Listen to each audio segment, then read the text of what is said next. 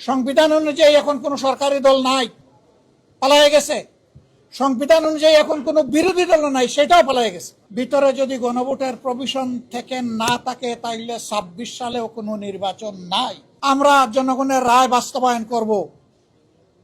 এই হায়ের দাবি অনুযায়ী দুইটা শপথ নেওয়ার কথা, একটা সংসদ সদস্যের শপথ আর একটা সংস্কার পরিষদ সদস্যের শপথ।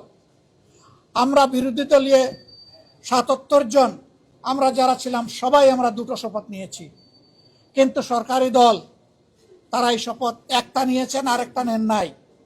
তারা শুধু সংসদ সদস্য হিসাবে শপথ নিয়েছেন।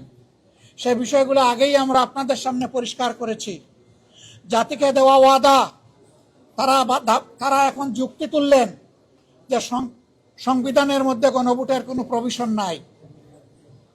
সংবিধানের ভিতরে যদি গণভোটের প্রভিশন থেকে না থাকে তাইলে ২৬ সালেও কোনো নির্বাচন নাই।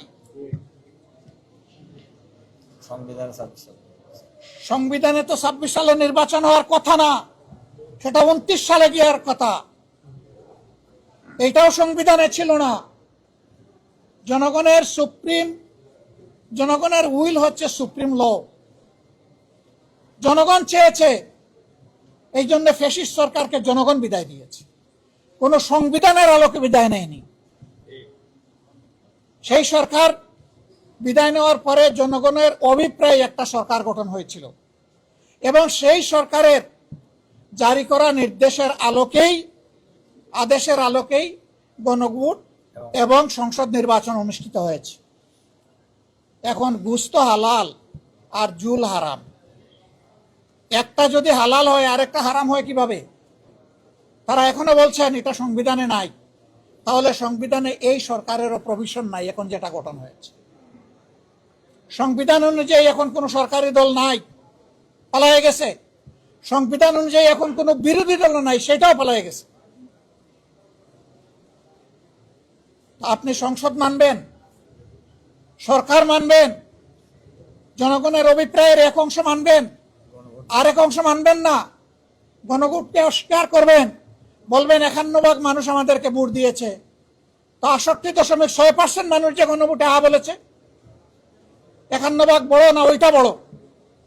এই ৫১ ভাগ তো বাস্তবায়ন হয়েছে। আমাদের অনেক রিজার্ভেশন থাকা সত্ত্বেও আমরা মেনে নিয়েছি, শান্তি শৃঙ্খলার স্বার্থে, গণতান্ত্রিক ধারা ফিরে আসুক সেই স্বার্থে। তাহলে বেশিরভাগ জনগণের অভিপ্রায়কে আমরা অস্বীকার করব কিভাবে?